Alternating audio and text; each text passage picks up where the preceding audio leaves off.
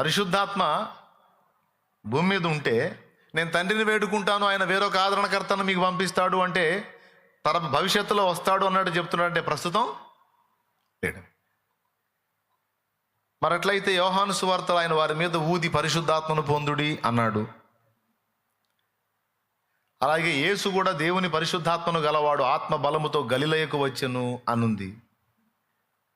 యేసు ప్రభు మీద కొలత లేని ఆత్మ ఉంది అని వ్రాయబడి ఉంది. మరి యేసు ప్రభు ఉన్నప్పుడు యేసు ప్రభు మీద పరిశుద్ధాత్ముడు కూడా ఉన్నాడు కదా. పరిశుద్ధాత్మ భూమి మీద యేసయ్య ద్వారా ఉన్నాడా లేదా? అందరు నోరు తెరిచి చెప్పండి, పెద్దగా చెప్పాలి. అవునా? యేసయ్య మీద పరిశుద్ధాత్మ అభిషేకం ఉందా లేదా? పరిశుద్ధాత్ముడు ఉన్నాడా లేదా? ఏ ఆకారంతో దిగి వచ్చాడు ఆయన మీదికి? అది మీకు తెలుసుగా, పావురాకారంతో దిగి వచ్చాడు ఆయన మీదికి. పరిశుద్ధాత్ముడు ఉన్నాడు, యేసయ్య మీద ఉన్నాడు. మరి ఆల్రెడీ అక్కడే ఉంటే, యేసయ్య మీదే ఉంటే తండ్రిని వేడుకుంటా తండ్రి పంపిస్తాడు అని అక్కడ లేడన్నట్టు చెప్తున్నాడు ఏంది?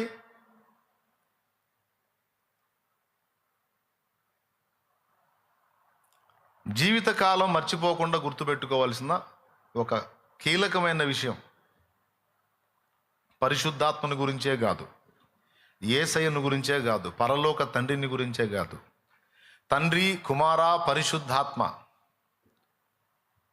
ముగ్గురు వేరు వ్యక్తులు. ఆయన ముగ్గురు దేవుళ్ళు అని బైబిల్ చెప్పలా. కొంతమంది ఇప్పుడు అతివాదులు బయలుదేరి ముగ్గురు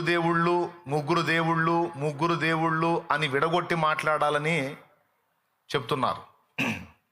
కొంతమంది ఏమో ముగ్గురు దేవుళ్ళు అంటున్నారు, అంతేకాదు ముగ్గురు దేవుళ్ళు అని కూడా అనాలి అంటున్నారు, అదొక బోధ. కొంతమంది ఏమో పాత నిబంధనలో యెహోవాయే, క్రొత్త నిబంధనలో యేసుక్రీస్తు, ఆ యేసుక్రీస్తే మళ్ళీ పైకి వెళ్ళి మళ్ళీ పరిశుద్ధాత్మగా వచ్చాడు అని కొంతమంది బోధిస్తున్నారు. కొంతమంది ఏమో ముగ్గురు దేవుళ్ళు, బైబిల్ మొత్తంలో ఎక్కడైనా ఒక్క వచనం ముగ్గురు దేవుళ్ళు అని ఉందా? దేవుడు ఒక్కడే అని ఉంది. ముగ్గురు దేవుళ్ళు అని రాశాడా? సరే వదిలే, ఒక్క వచనం కూడా ముగ్గురు దేవుళ్ళు అని లేదు. అలాగే తండ్రే కుమారుడుగా వచ్చాడు, కుమారుడే పరిశుద్ధాత్మగా వచ్చాడు అనైనా ఉందా? అని లేదు. అప్పుడు బైబిల్ ప్రకారం ఈ రెండు బోధలు వాక్య వ్యతిరేకమైనవే. వాస్తవంగా తండ్రి, కుమారుడు, పరిశుద్ధాత్మ ముగ్గురు వ్యక్తులు, సపరేట్ వ్యక్తులే. కానీ ముగ్గురు దేవుళ్ళు అని చెప్పలా, దేవుడు ఒక్కడే అన్నది వాక్యం.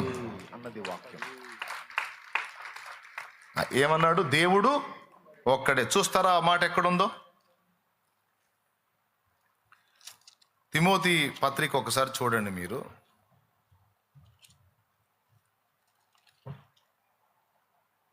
రెండో అధ్యాయము, మొదటి తిమోతి పత్రిక, తిమోతికి రాసిన మొదటి పత్రిక 2వ అధ్యాయము 5వ వచనం. అక్కడ ఏముందండి? దేవుడు ఒక్కడే.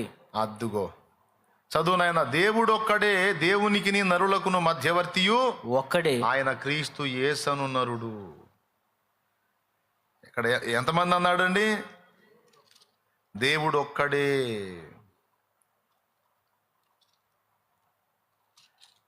అలాగే మొదటి కొరింథీ పత్రిక 8వ అధ్యాయము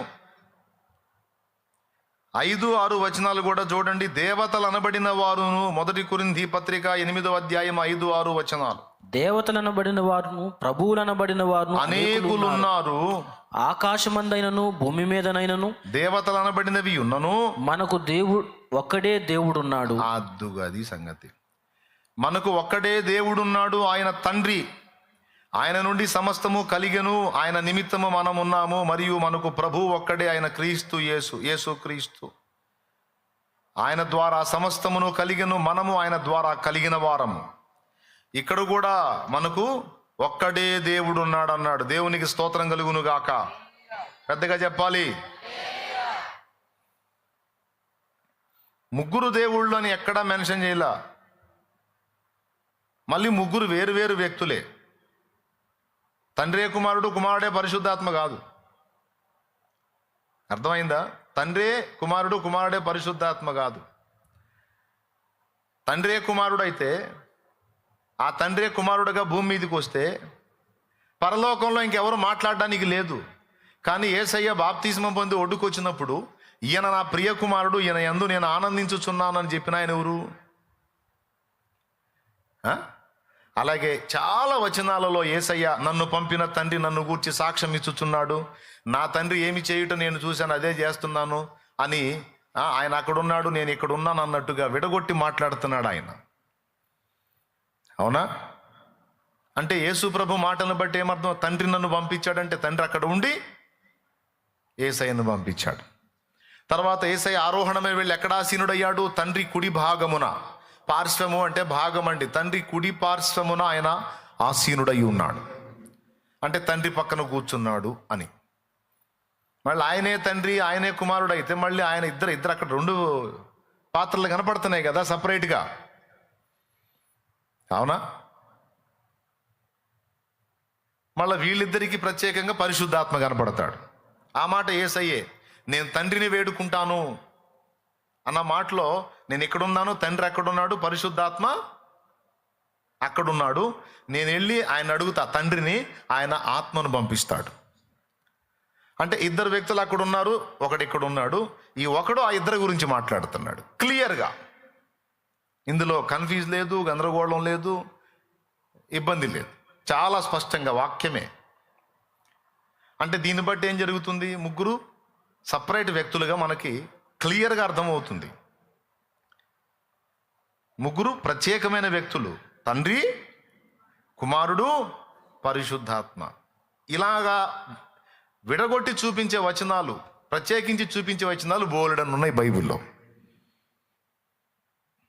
తండ్రే కుమారుడుగా వచ్చాడంట, ఆయన మళ్ళా పైకి పోయి పరిశుద్ధాత్మగా వచ్చాడంట అనేది ఒక బోధ, అదొక బోధ. మీరు జాగ్రత్తగా వాక్యాన్ని విని నేర్చుకున్న వారైతే తప్పుడు బోధలలో పడి తప్పుడు సిద్ధాంతాల్లోకి వెళ్ళి మోసపోరు. ఇప్పుడు